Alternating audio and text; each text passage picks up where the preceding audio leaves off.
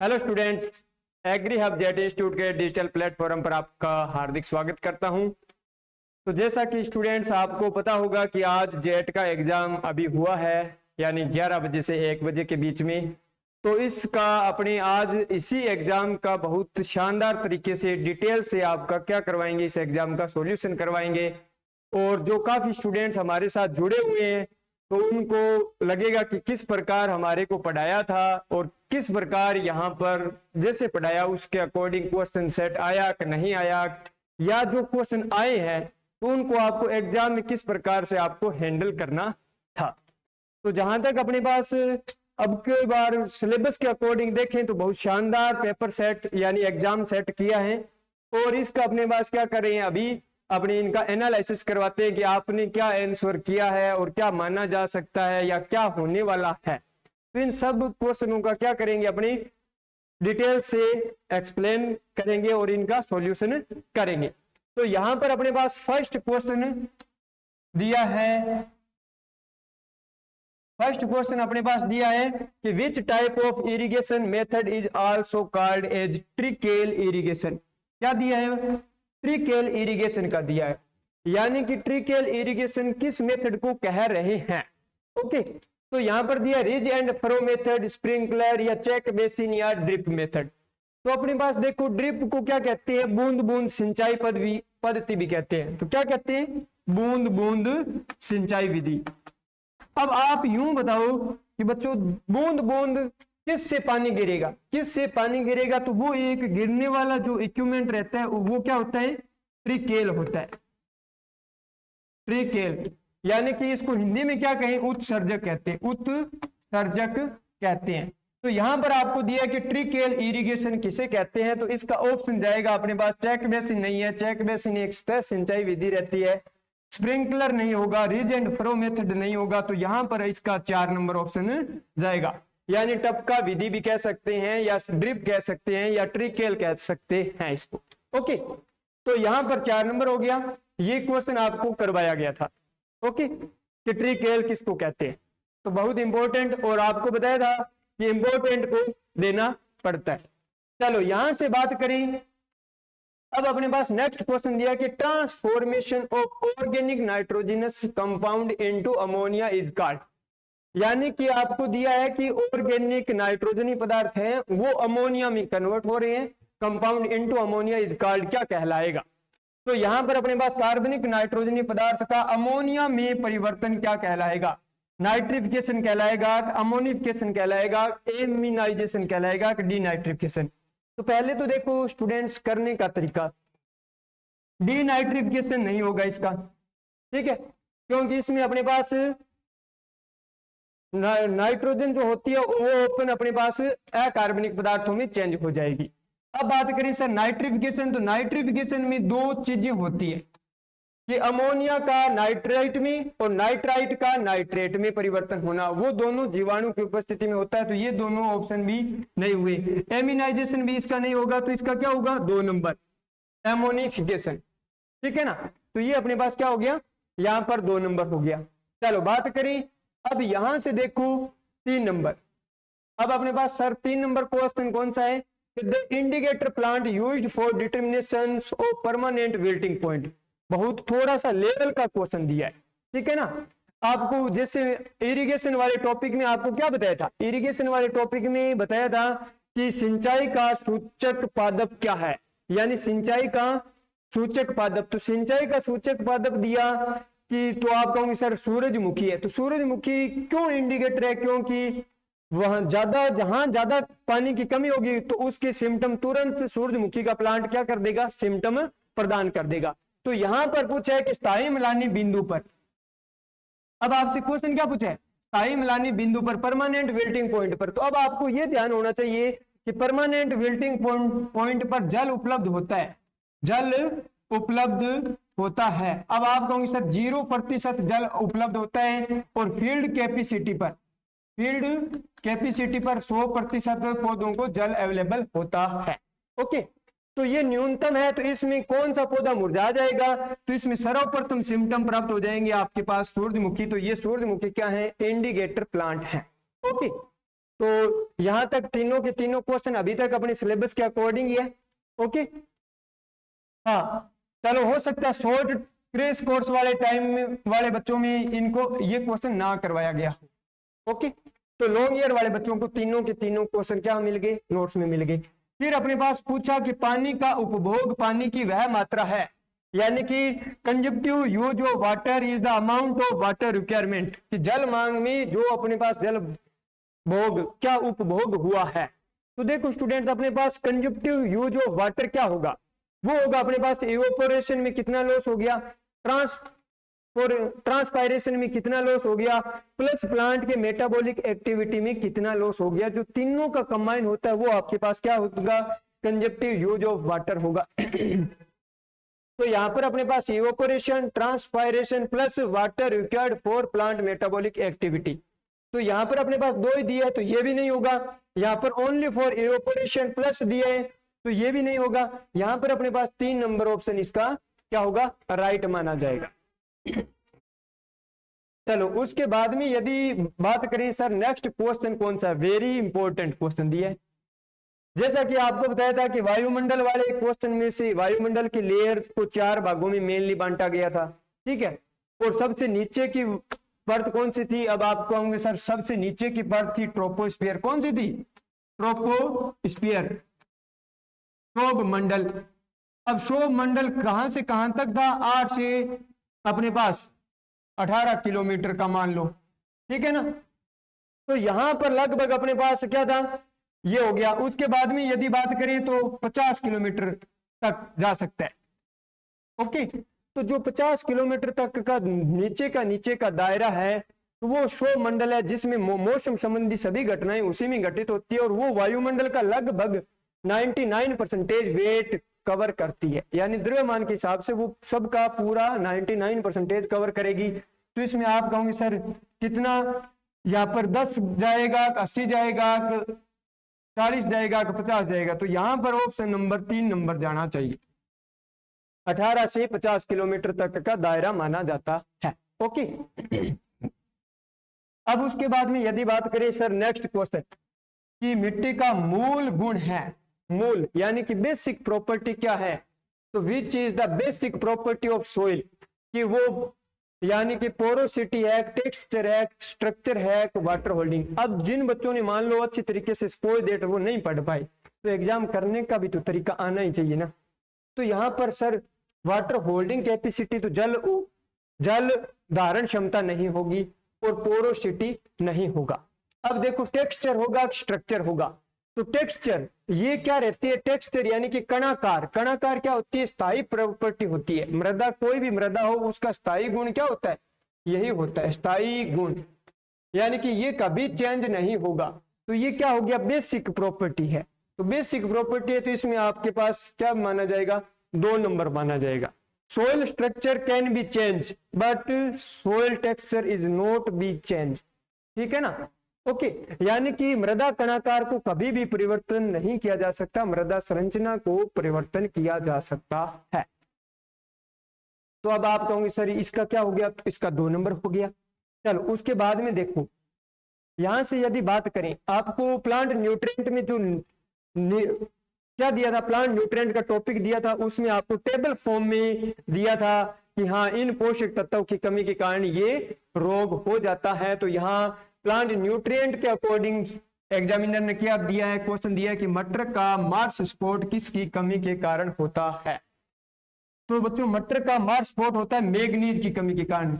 आप कहोगे सर किसकी कमी के कारण, मैग्नीज की कमी के कारण। दोस्तों मैग्नीज की कमी के कारण होगा। सर मैग्नीज की कमी के कारण और किन में क्या हो सकता है, तो गन्ने का फाइला ब्लाइट, गन्ने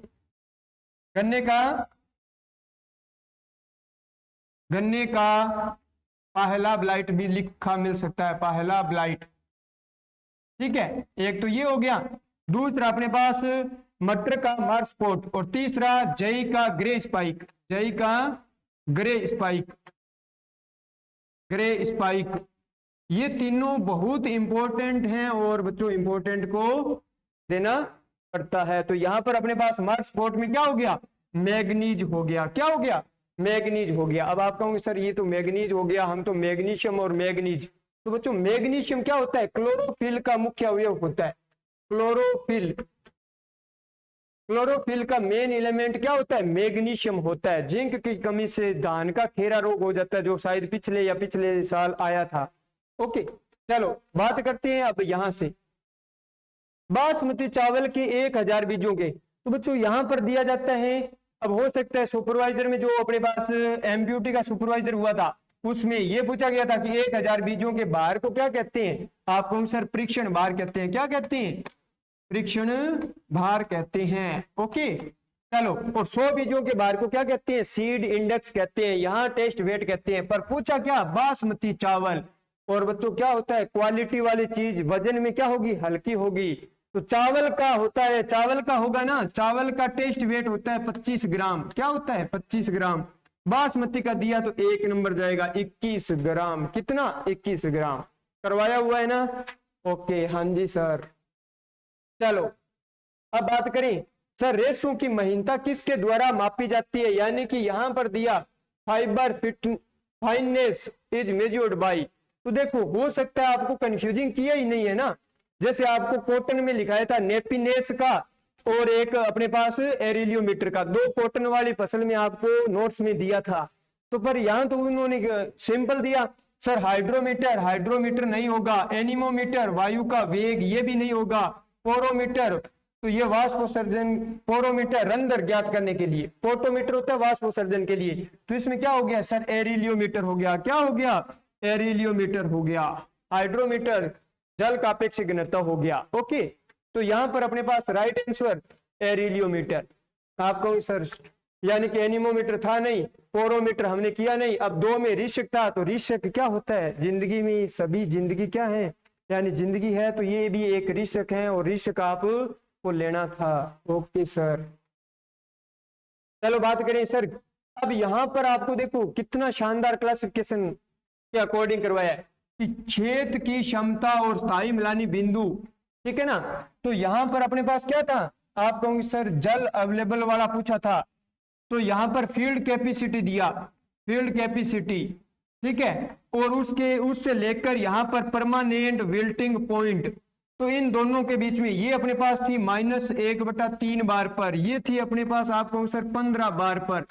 तो इन दोनों के बीच जो जल होता है वो कौन सा जल था, उपलब्ध जल था। कौन सा था, उपलब्ध जल था। और बात करें सर फील्ड कैपेसिटी से आगे, यहाँ पर हाइग्रोस्कोपिक कोफिशिएंट तक 31 बार पर, और 31 बार वाला सिस्टम देखें तो यहां से यहां तक लेकर पूरा फील्ड कैपेसिटी से यहां तक देखें तो ये अपने पास था केशिकीय जल। केशिकीय जल, पौधे हमेशा ग्रहण करते हैं केशिकीय जल। पर आपसे पूछा क्या कि फील्ड कैपेसिटी और परमानेंट विल्टिंग पॉइंट के बीच में जो उपलब्ध जल कहलाता है, तो वो क्या कहलाएगा, उपलब्ध जल कहलाएगा, न कि केशिकीय जल। केशिकीय जल होगा वो अपने पास फील्ड कैपेसिटी से लेकर हाइग्रोस्कोपिक कोफिशिएंट तक जाएगा। तो ये ऑप्शन नहीं होगा। गुरुत्वाकर्षण होता है वो फील्ड कैपेसिटी से कम बार पर धारित होता है, ये भी नहीं होगा। आर्द्रताग्राही जल ये इससे ऊपर का हो गया, तो ये इसका 4 नंबर क्या जाएगा, राइट जाएगा। और इंपॉर्टेंट को देना पड़ता है। ये आपको क्लासिफिकेशन वाटर का करवाया था ना, तो सभी बच्चों का क्या होना चाहिए, सही होना चाहिए। क्या होना चाहिए सर, सही होना चाहिए। और बात करें sir as it is question भी आपके टेस्ट सीरीज से आते हैं क्या, सेम टेस्ट सीरीज से आते हैं। यानी कि आपको सेकंड लास्ट टेस्ट जो, यदि क्रैश कोर्स का बात करें तो 7 मई का जो एग्जाम हुआ था आपका, सर कितने मई का, 7 मई वाला एग्जाम हुआ था। 7 मई के एग्जाम में ये क्वेश्चन दिया गया था एज इट इज, और इसमें फ्लिंट कॉर्न को आमतौर पर किस नाम से जाना जाता है। तो फ्लिंट कॉर्न आपको एक बताया था कि एक खिलाड़ी ने एक बॉल को किया, क्लिक किया, और किसने, फ्लिंट कॉर्न। तो यहां पर इंडू नाम का खिलाड़ी था जिसने कैच कर लिया, तो इंडू राटा हो गया। सर सेकेराटा, तो ये तो हो गया स्वीट कॉर्न। क्या, स्वीट कॉर्न। एवर्टा, पॉपकॉर्न, ठीक है। इंडेंटाटा, डेंट कॉर्न, क्या हो गया सर, डेंट कॉर्न। तो बचा क्या, ये अपने पास 3 नंबर इसका क्या हो गया, राइट हो गया। ओके सर, सर ये हमारा सही है, सही होना चाहिए। यदि आपने एग्री सब्जेक्ट इंस्टीट्यूट से तैयारी किया है तो आपका 100% अभी तक कोई दिक्कत नहीं आनी चाहिए, ठीक है सर। इसमें अपने पास हाँ, निम्नलिखित में से कौन सा माइक्रो हर्बिसाइड है? आपको यही बताया था कि बस आपको क्वेश्चन दिया जाएगा कि निम्नलिखित में से कौन सा माइक्रो हर्बिसाइड है या निम्नलिखित में से कौन सा माइक्रो हर्बिसाइड नहीं है। ये क्वेश्चन आपको पहले ही बता दिया था कि बस ये चार नाम याद कर लो। कौन सा? कोलेगो डिवाइन, बाइपोलारिस और बाइफोर्स, और एक होता है लोआस 2। तो ये 5 थे। आपको पहला ही बताया था कि क्या दिया जाएगा, माइक्रो हर्बिसाइड है तो इसमें क्या हुआ, डाइक्वाट नहीं होगा सर, ब्रोमेसिल नहीं होगा, मेटसल्फ्यूरोन मिथाइल नहीं होगा, क्या होगा, कोलेगो होगा। और कितने बताए थे सर? 4 बताए थे, कोलेगो, डिवाइन, बाइपोलारिस और बाइफोर्स, ये 4 बताए थे। क्या सही हुआ कि नहीं हुआ? हुआ है ना? क्योंकि यदि ईमानदारी से तैयारी किया, और आपको क्या बताया था सर, प्री एग्जाम बताया था कि एग्जाम से पहले पढ़ कर जाना होगा, तो आपका 100% ये क्वेश्चन सही हुआ होगा।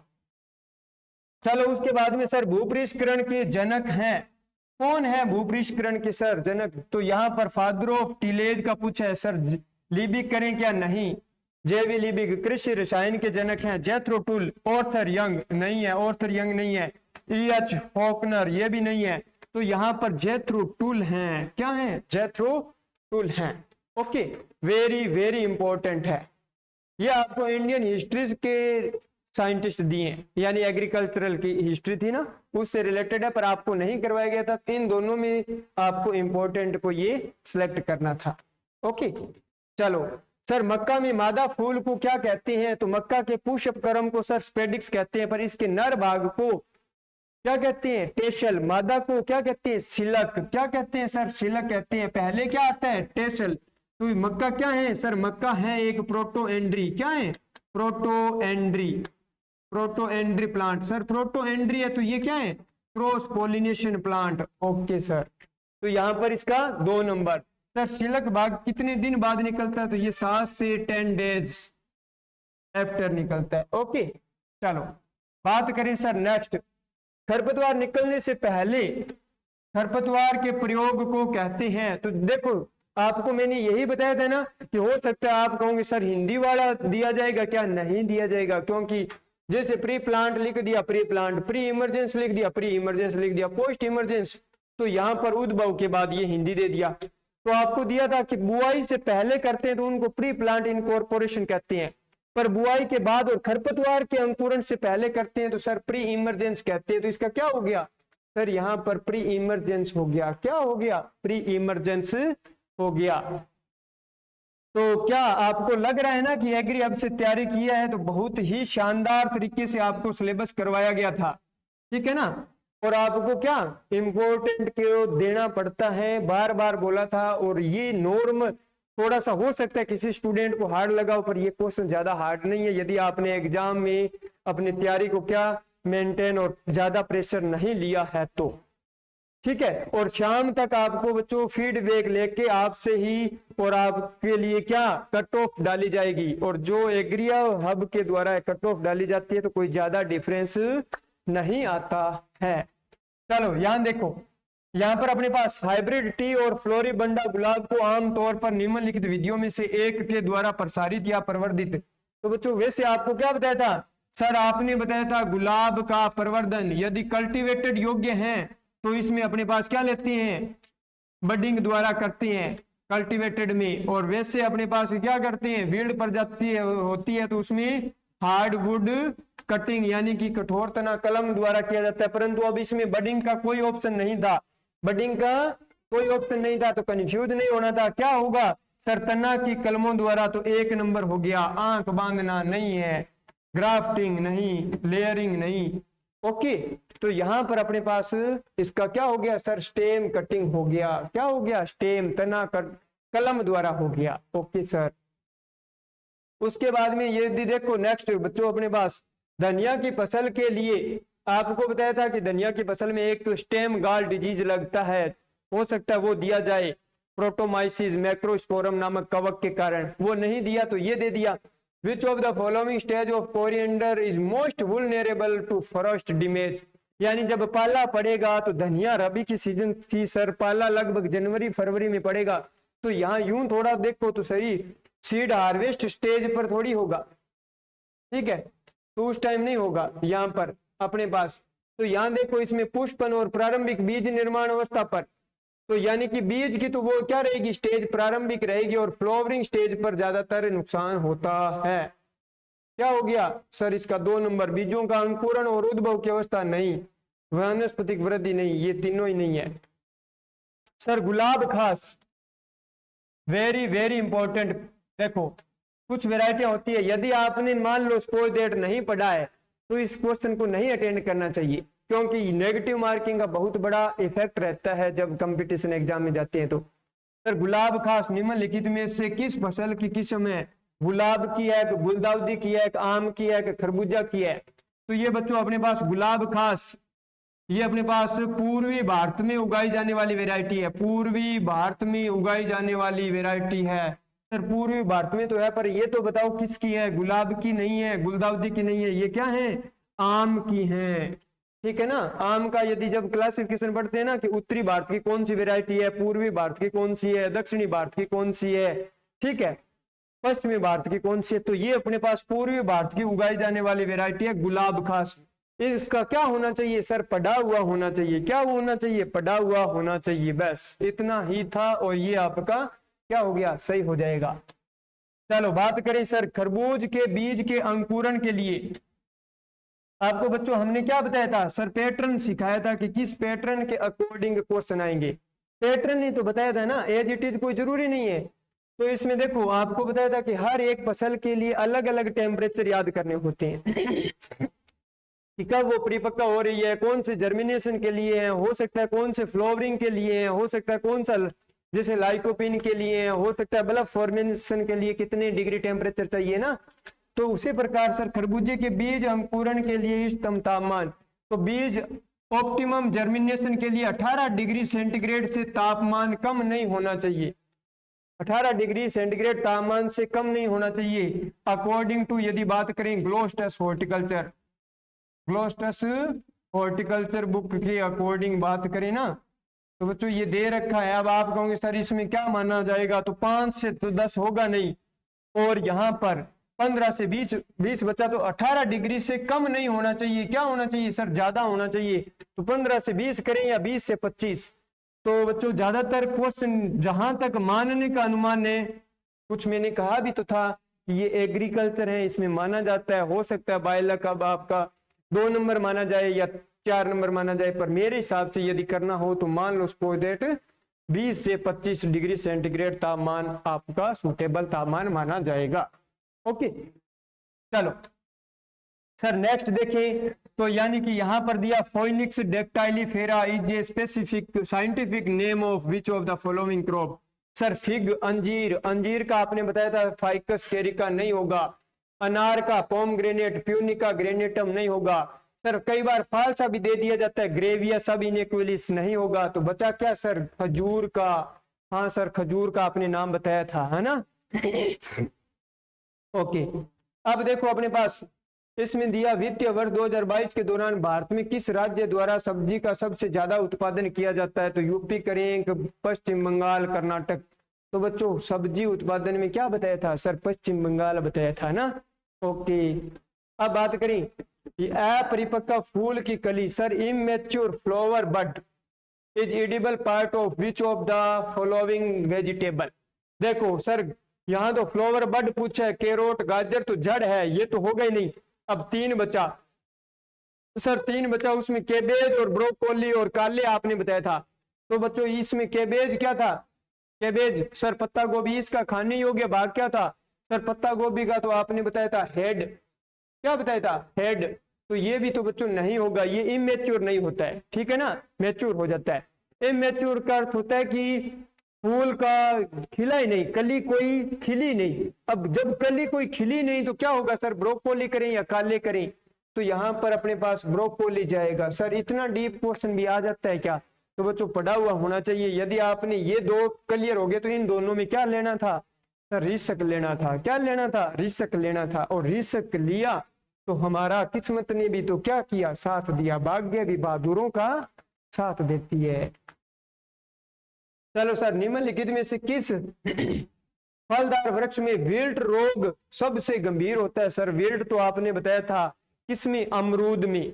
या तो अमरूद का दिया देना था और या आपको बताया था चने का। हाँ सर, अमरूद का या चने का नहीं देकर किसका दे दिया, अमरूद का दे दिया। ठीक है ना, फ्यूजेरियम ऑक्सीस्पोरम पैथोवा सीडी। ठीक है, चलो ओके सर। अब उसके बाद में देखो सर, अपने पास जेली तैयार है। जेली तैयार करने के लिए निम्नलिखित में से कौन सा टीएसएस उपयुक्त रहता है। ठीक है, तो जेली में देखो अपने पास टीएसएस कितना होगा सर, 45, 75, 90। आपको क्या बताया था सर, 75 तो आपने बताया था कैंडी में। किस में बताया था, कैंडी में। तो सर ये तो नहीं होगा। 45 सर किसी में नहीं बताया, 90 किसी में नहीं बताया, बचा क्या सर 65। और यदि ऑप्शन देते 68 तो 68 हो जाता जेम में। किसमें, जेम में। सर इंपॉर्टेंट को देना पड़ता है क्या, तो देना पड़ेगा बच्चों, इंपॉर्टेंट को देना। यदि आपने ईमानदारी से मेहनत किया एग्री के साथ और सोच विचार के क्वेश्चन किया तो 100% आपका क्या सिलेक्शन होगा। चलो बात करें सर नेक्स्ट।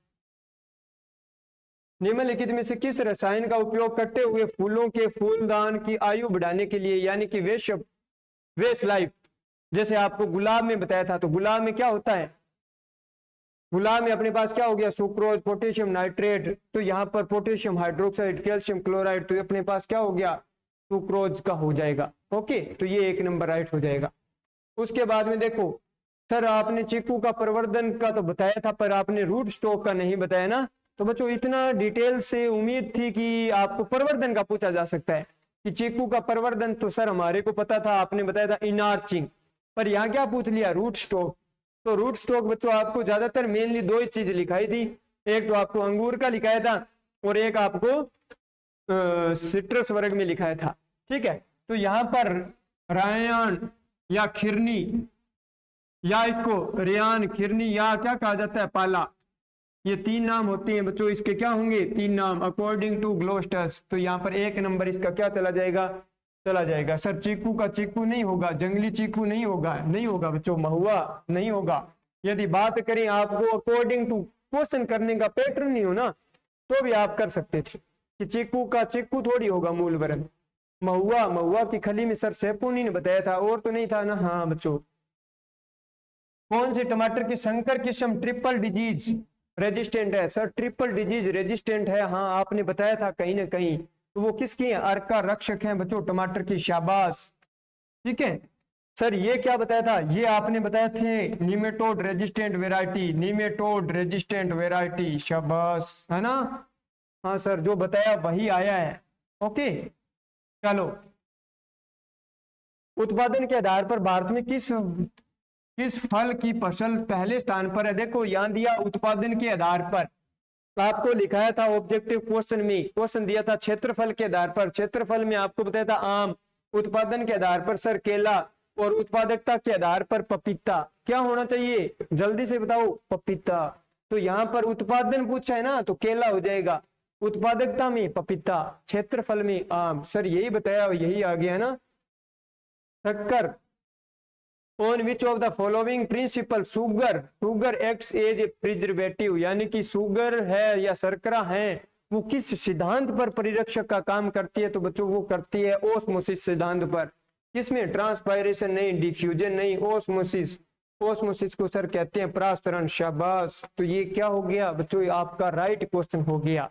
क्या हो गया, राइट हो गया। ओके, चलो उसके बाद में देखो सर मेटा किंग, आपने सर जनरल हॉर्टिकल्चर में और जनरल एग्रीकल्चर में भी ये क्रियाएं करवा दी थी एक साथ टेबल फॉर्म में। सर आपने बताया था मेटा किंग, है ना, यानी कि सूडो स्टेम होता है केले का और उसको हटाया जाता है ना, तो वे मेटा किंग एक सांस्कृतिक क्रिया जो निम्नलिखित में से किस फल से संबंधित है, केले से, आम, पपीता, अमरूद। तो केला हो गया मेटा किंग। ठीक है, ओके। समडिंग बताया था, इसके साथ धुआं देना की प्रक्रिया रहती है अपने पास आम से, समडिंग का रहता है। ये चारा में नमी की मात्रा कितने प्रतिशत से अधिक नहीं होनी चाहिए, कितने से अधिक नहीं होनी चाहिए, नमी की मात्रा कितने प्रतिशत से अधिक नहीं होनी चाहिए। तो देखो इसमें लगभग ड्राई मैटर कंटेंट कितना होता है, 85%, 80-85% होता है। नमी अपने पास 15%, तो 15 से 17% से अधिक नमी, ये नमी नहीं होनी चाहिए। सर अपने पास गायों में मध्यकाल कितने घंटों तक रहता है, तो यहाँ पर Easter cycle last for how many overs in kettle. तो इसमें बच्चों अपने पास 14 से 18, 15 से 20, 16 से 24, 18 से 26। सर क्या करें, 16 से 24 करें या 18 से, तो ये नहीं होगा। इसमें अपने पास क्या होता है, आपके पास होता है लगभग अपने पास 14 से 18 होगा। इसका राइट आंसर क्या होगा, 14 से 18। ठीक है ना, ओके। उसके बाद में देखो अपने पास यहां पर नेक्स्ट क्वेश्चन, किसी पशु से पूर्ण दूध दोहने की प्रक्रिया पूर्ण करने में कितना समय लगता है।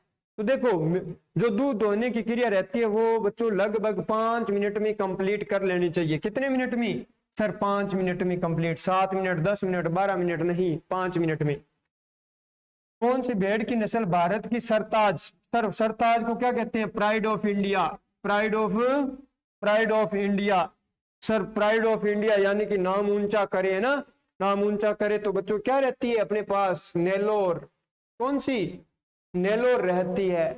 मारवाड़ी यहां पर अपने पास कुच्ची, यहां लोई दिया, तो इसका 4 नंबर ऑप्शन राइट जाएगा, नेलोर। अब देखो अपने पास मुर्गियों के चूजों में किस विटामिन की कमी से वृद्धि सिकुड़ जाती है। ठीक है, किस विटामिन की कमी से। तो बच्चों इसमें विटामिन डी की कमी से होता है, इसमें विटामिन डी की कमी से। सर विटामिन डी आपने बताया था सूर्य की धूप से प्राप्त होता है ना, तो ये विटामिन डी का काम रहता है। तो विटामिन से रिलेटेड ये क्वेश्चन आ गया, थोड़ा सा लेवल का क्वेश्चन आया है। यदि मान लो सपोज दैट आपको ध्यान नहीं था तो कोई दिक्कत नहीं है, कोई रिस्क वाली बात नहीं है। और ये शायद आपको क्रैश कोर्स वाले बच्चों को ये क्वेश्चन नहीं करवाया गया था। तो देखो हमारा संस्थान जो एग्री अब का संस्थान है, ये इसकी एक खास बात रहती है कि जो जितना करवाया जाता है वो उतना ही बताते हैं, और आपको बस जितना करवाया है उतना में से यदि आपका सही है तो आपका ईमानदारी से मानकर चलना कि आपका 100% सिलेक्शन होगा। कहीं हम ऐसा नहीं कहते हैं कि ये इतना हो गया, इस संस्थान में इतने 100 में से 100 क्वेश्चन आ गए या 120 में से 120 नहीं आते हैं। आपको एज ए पैटर्न सिखाया जाता है, लेवल बताया जाता है, और एग्जाम का जो टेस्ट सीरीज रहता है वो बहुत इंपॉर्टेंट रहता है यहाँ का।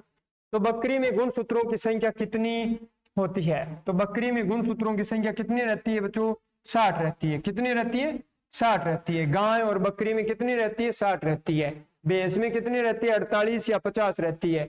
और अपने पास भेड़ में कितना रहता है, 54 रहता है। और यदि बात करें ऊंट में तो 74 रहता है। ओके, अब अपने पास सर बछड़ों के सींग हटाने की सही उम्र कौन सी है। तो इसमें अपने पास सींग रोदन की क्रिया ना 7 से 10 दिन में कर लेनी चाहिए। डी हॉर्निंग का कितना, 7 से 10 दिन में कर लेना चाहिए। तो इसमें सर 7 से 10 दिन वाला ऑप्शन नहीं है, तो इसमें क्या हो गया, 1 नंबर ऑप्शन चला गया, 15 दिन, यानी 2 सप्ताह पर कर लेनी चाहिए। अब आपके पास यही क्वेश्चन आपको टेस्ट सीरीज में दिया गया था, उसमें आपको एक कुबड़ वाले भारतीय ऊंट का यहाँ क्या दिया है, जूलॉजिकल नेम दे दिया, प्राणी शास्त्र नाम दे दिया। ठीक है ना, तो इसमें ड्रोमेडेरियस और बैक्ट्राइन्स रहते हैं। तो ड्रोमेडेरियस आपको बताया था कि डबल हम्पड नहीं होता है, ड्रोमेडेरियस होता है वो डबल हम्पड नहीं होता है, यानी एक कुबड़ वाला होगा। तो इसमें अपने पास क्या हो गया, आपने सही सिलेक्ट किया होगा, कैमेलस ड्रोमेडेरियस। ओके सर, ये एक कुबड़ वाला है और ये सर 2 कुबड़ वाला, यानी डबल हम्पड होता है, 2 कुबड़ वाला है। ओके चलो, एक गैर जुगाली करने वाला जानवर है, यानी कि which is a non ruminant animal, जो जुगाली नहीं करता है। सर जुगाली तो देखो गाय भैंस गाय करती है, कैटल करती है, भेड़ करती है, गोट करती है। तो यहां पर अपने पास 1 नंबर इसका ऑप्शन हो जाएगा राइट आंसर। अब आपसे पूछा है कि which is the normal value of rectal temperature. Rectal यानी अमाशय का तापमान पूछ लिया, नाड़ी की दर पूछ ली और श्वसन दर पूछ लिया, का सामान्य मान क्या होगा, सामान्य मान क्या होगा। तो बच्चों अपने पास अकॉर्डिंग टू ऑप्शन देखा जाए तो 101.6 डिग्री 60 मिनट। तो देखो नाड़ी गति होती है अपने पास कितनी होती है, कुछ बुकों में हो सकता है 40 से 45 लिखा हो, कुछ में 45 से 50। तो यूं मान लो कि नाड़ी गति है अपने पास 40 से 50 तक हो सकती है। ओके, उसके बाद में यदि अपने पास बात करें, कि श्वसन दर, तो श्वसन दर अपने पास कितनी रहती है, लगभग 15 से 20 रहती है। तो ये दो ऑप्शन यदि आपने दिमाग लगा लिया, मान लो सपोज दैट, तो यहाँ पर अपने पास 10 मिनट वाला नहीं है, 60 मिनट वाला नहीं है, अब 50 मिनट करें, 55 मिनट करें, 15, अब यहाँ 5 मिनट है तो ये नहीं है ऑप्शन।